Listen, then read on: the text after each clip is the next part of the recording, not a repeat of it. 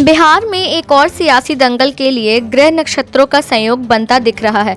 प्रतिपक्ष की ओर से सत्ता पक्ष को लगातार तीसरी चुनौती देने की तैयारी है। विधानसभा और स्पीकर चुनाव के बाद महागठबंधन अब राज्यसभा चुनाव में भी एनडीए के खिलाफ प्रत्याशी देने जा रहा है। दमदार और असरदार उम्मीदवार का इंतजार है। चूंकि नामांकन की तारीख 3 दिसंबर तक है, इसलिए कोई जल्दबाजी नहीं है। राबड़ी देवी और तेजस्वी यादव की सहमति मिल चुकी है। सिर्फ लालू प्रसाद से हरी झंडी मिलने की प्रतीक्षा है।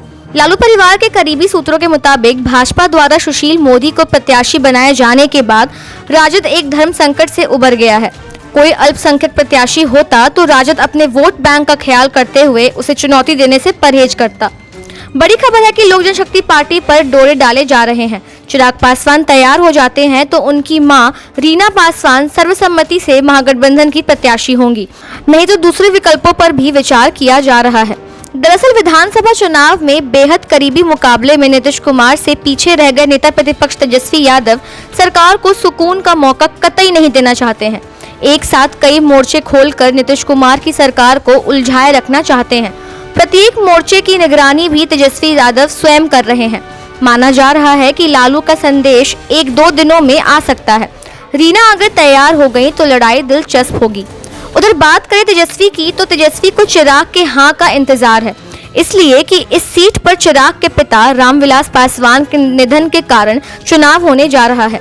चिराग की ओट में तेजस्वी एक तीर से 2 शिकार करने की कोशिश में है। वह दलित मुद्दे को उछालना चाहते हैं। अगर चिराग महागठबंधन के प्रस्ताव को मान जाते हैं तो एनडीए के बारे में नकारात्मक संदेश जाएगा। रीना पासवान को प्रत्याशी बनाकर तेजस्वी प्रचारित करेंगे कि पासवान के जाते ही जदयू के दबाव में भाजपा ने उनके परिवार को भुला दिया। अगर चिराग इनकार करते हैं तो दूसरे प्रत्याशी को मौका दिया जाएगा। कोशिश है कि वह भी दलित समुदाय से ही हो। प्राथमिकता पासवान जाति के प्रत्याशी की होगी ताकि मकसद बरकरार रहे। फिर कहने के लिए होगा कि पासवान की सीट पर भाजपा ने वैश्य जाति को महत्व दे दिया। अब देखना यह है कि इन सब पर चिराग पासवान की क्या प्रतिक्रिया आती है।